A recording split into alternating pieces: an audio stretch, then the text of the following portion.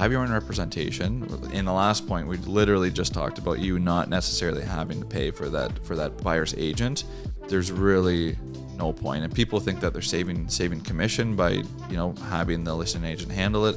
That's not the case. In this market especially, you're going to be missing out on a few properties. It's very competitive. So to have someone advocating on your behalf and to have someone working for you and helping you, I think is super important. Yeah. Welcome to the TNT Real Estate Podcast, where we spark conversations that set you up for real estate success. I'm Tyler. And I'm Tanya, and each week we bring you expert tips on navigating Northern Ontario's real estate market. Whether you're buying, selling, or investing, we've got the tools to help you thrive.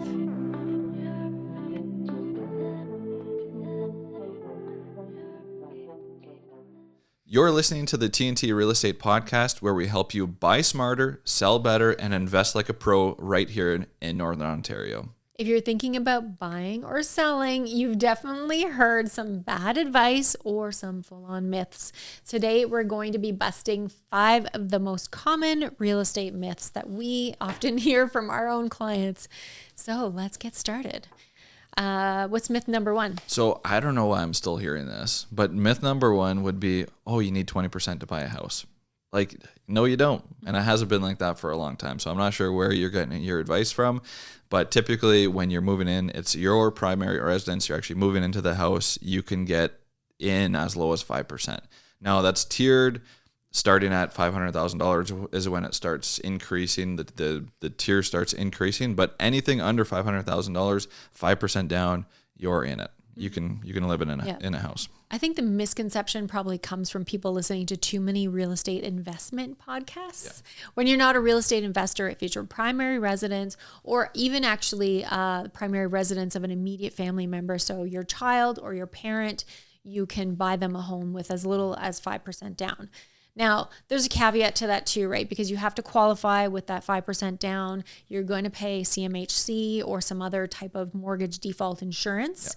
Yeah. But also your debt service ratio for purchasing that property has to work. So your financial advisor will help you with all those things. But it is absolutely true that you can buy with 5% down, anywhere between 5 to 20% down. Mm-hmm. You don't have to be 20. And I think obviously with the CMHC insured mortgages, which is anything under 20% down, you do pay a large fee wrapped into the mortgage, obviously.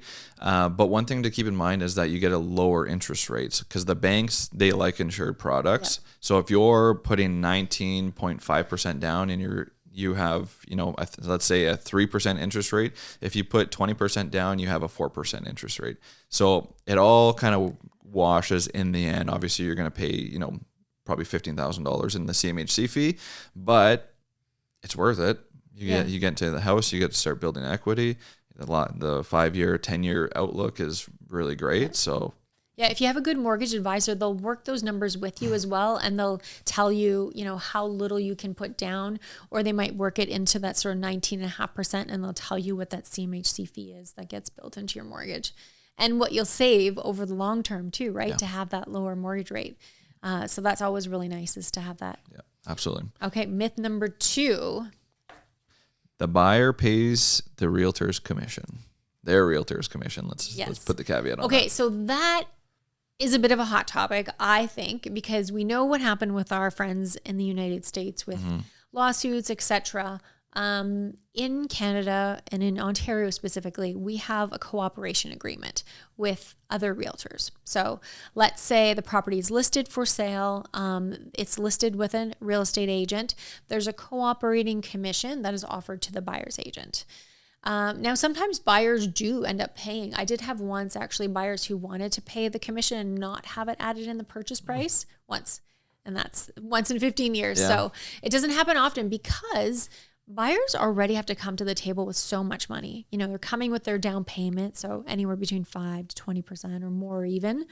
They're paying legal fees. They're paying land transfer tax. So then to pay the commission of the buyer's agent on top of that is quite a burden. So it gets rolled into the purchase price. Mm-hmm. So you hear a lot of, real estate agents out there saying, just use me to buy this property. You don't even have to pay me a commission. The seller's going to pay me a commission, which, I at the 500,000 level, looking down, that is how it goes, but it is rolled into the mortgage.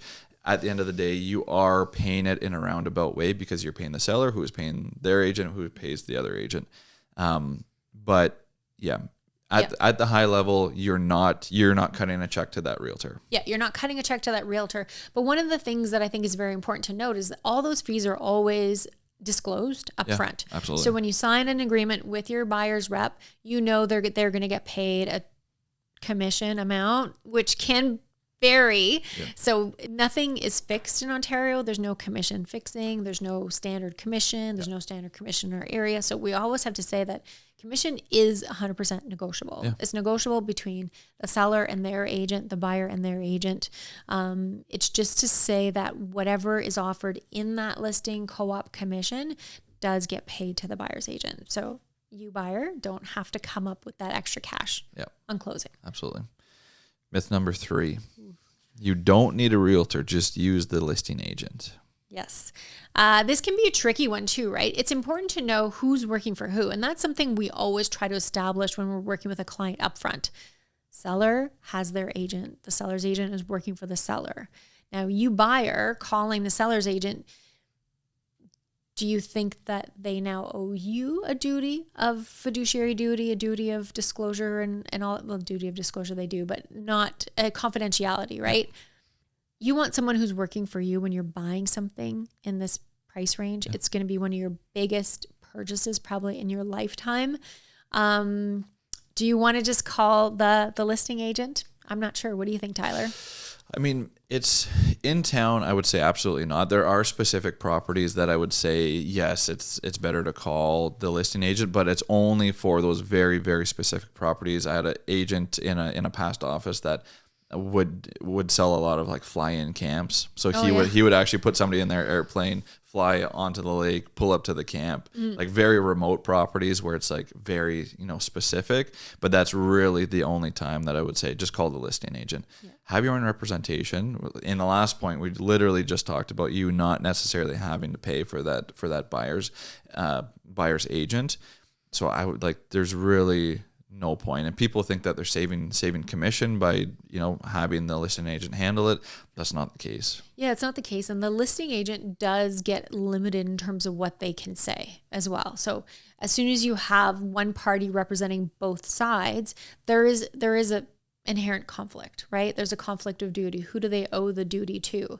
So the agent becomes limited in how they can help you get the best deal. So it's always good to have someone advocating on your behalf, someone getting the answers to the questions for you. Maybe there might be an opportunity sometimes where you would direct your buyer to talk to the listing agent if there was something complicated to discuss, like maybe a rural property. But even then, we can convey that information to you, the buyer. We just actually recently got into a bit of a situation where having two agents really helps take the emotion out of the purchase, because it is a huge business decision. It's always met with some heart and part of your head too, right? It's numbers, it's dates, it's timelines, it's complications, and it's emotions too, right? So to have your own agent kind of handle those emotions and kind of bring the practicality side to things really helps to bring the negotiation to a satisfactory conclusion. Absolutely. Yeah, I think it's very important. I mean, especially having those two sides, like you can be 100% honest with your agent. You can yell at them, you could scream at them, you can get all your emotions out, and then they're going to take all those emotions, wrap it up with a nice bow on top, and then deliver it to the other side in a way that will actually be beneficial. Yeah. I think that's one of the biggest benefits of having your own agent, especially a buyer's agent, because in this market especially, you're going to be missing out on a few properties. It's very competitive. So to have someone advocating on your behalf and to have someone working for you and helping you, I think is super important. Yeah. And even I guess the last point on this would be price wise, those listing agents, I shouldn't say usually, but they work with the client to set the price. So when you call that listing agent and say, oh, what do you think of the price? They're like, oh, I think it's great because I was the one that decided what price we're going to list at, right? Mm-hmm. The representation, if you had your own buyer's agent, they would be like, you know what, it's listed at this. I think it's probably worth this. Mm-hmm. So I think that's probably one of the most beneficial parts on top of everything that we just talked about. But I think that's an important piece. Yeah, that's a really good point. Okay, so myth number 4. All home inspections are the same. A home inspection is a home inspection is a home inspection. Absolutely. Especially with the unregulated, industry that they have. You don't even need a license. You can literally make a business card or make a Facebook page and say, I am now Tyler Peroni, the home inspector. Yeah. So they're all the same. It's not a good idea. I don't think you should be a home inspector. I don't think I should be a home inspector either. Anyways, so yeah, they're definitely not all the same. There are people with many, many years of construction experience, with electrical backgrounds, with plumbing. And there's also people like me that have not very much. Actually, I probably have more than the majority of people, and I still wouldn't be a home inspector. Yeah. There's so many different like little nuances attending all of our home inspections, there's not one home inspection that I walk into that I don't learn something from the home inspector, especially when it's a professional. Yeah. So you as an agent learn from that home inspector. I think it's important to think also of the buyer client too, right? The buyer attending the home inspection, they're going to learn a ton about their house or their new potential home. I think one of the biggest assets of doing a home inspection is learning about all the maintenance things that you need to do, which you might not ever do. But it's good to have it on paper and to say, oh yeah, I should redo the caulking around the windows every few years, right? All the seals, all the things. I think it's really great maintenance and prevention to have a home inspector go through it with you. So it's nice sometimes to have a pre-listing inspection available. So great data, great thing to sort of go off of if the seller's agent has provided it. But that home inspection was basically done for the seller for the purpose of selling. Yeah. Not that the home inspector is going to hide anything or gloss over anything, but you don't have anybody teaching you about the home or taking you through it through your eyes. So I think it's important. I mean, not important necessarily. It depends on your skill. Some people will feel comfortable doing their own type of inspection or purchasing a home without an inspection for whatever reason, but no two home inspections are the same. Absolutely. Absolutely. And that's why, you work with your realtor, work with your trusted allies. I recently recommended a home inspector who is one of the top in Sudbury, and my client called me and was like, oh, my dad actually used so-and-so a couple of years ago. I'm like, absolutely. He's fantastic as well. Like, it's not, oftentimes it's like, oh, my dad knows a guy that has swung a hammer 3 times in his life and he wants to come take a look for me, which is not the best advice. But we're open to using all of the home inspectors as long as they're, certified with NACHI and, they're good. They actually know what they're talking about. We're a pretty small community here of realtors. I think there's about 400 of us total in the Sudbury area. And the community of home inspectors is also pretty small. It's nice to see that it is growing. And so we do have a good sense of, how people speak and how they present themselves and how thorough they are in their inspections. So realtors are a really good point of reference to ask for advice on home inspections. And just one last point on that. In Sudbury, we have a very good crop of home inspectors. We're very, very, happy with the home inspectors that we use on a day-to-day basis. They're, I would say, probably some of the top in the province, if not the country. Yeah. Very professional. Okay. So myth number 5, your home is worth whatever your neighbor's house sold for. Absolutely. Yeah. Unequivocal. Yeah. Your new Sudbury bungalow neighbor sold for $610. Therefore your home is worth. That's right. That's right.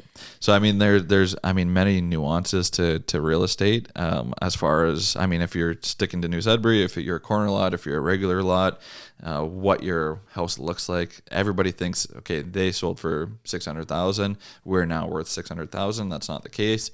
Did they just do $100,000 of renovations? Did they just build a massive deck? Did they put an in-ground pool? Did they do an in-law suite in the basement or a legal unit in the basement? There's so many different ways that you can go with this. So, absolutely not. If they sold for $600, you might be worth $600, but chances are you're not worth $600, or you could be worth more than $600. Yeah. There's no way to say that just because they sold for a certain price, you're now worth that price. Yeah. And that's where the realtor comes in again. The realtor is going to look not just on your street and in your immediate area, but they're going to look at neighborhoods that are similar to yours and properties that are similar to yours and look at making some adjustments perhaps in the price. So if the neighbor's house sold for say 600,000 or 700,000 and they had a few extra perks to their property that you don't have, we'll do some subtractions. And then if your property has a few things that are above and beyond that one, we'll do some additions in the price. So and there's nuances too, right? The market shifts from month to month to month. So you might list your home at a time when it's a little less attractive just because of timing, or a time when it's busier too, right? So it's always important to have that nuance and to have your realtor look at what are the factors affecting the value of your home. It's not always, usually it is finishes and location and that type of thing, but sometimes it's market timing as well. Absolutely. And market timing is huge. Let's say there's 5 buyers trying to get into one neighborhood in New Sudbury, and that's the only one. Once those 5 buyers buy a place in that neighborhood, it might just cool right down, which is kind of like the whole nuance with spring market, right? There's this many houses, even more buyers that are trying to get into even the city. And then as soon as that happens, it kind of cools down for the summer. Everybody goes to camp. Everybody does their traveling.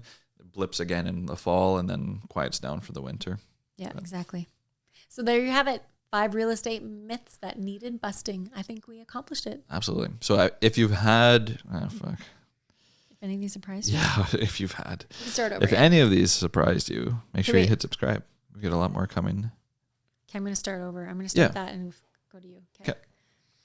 Okay, so there you have it. 5 real estate myths that I think we have officially busted. If any of these have surprised you, make sure you hit subscribe, and we will see you next week. Thanks for tuning in to the TNT Podcast. If you've enjoyed today's episode, don't forget to leave us a comment, subscribe, and share with a friend who might be interested in real estate. We'll catch you next time, and until then, stay ahead in real estate.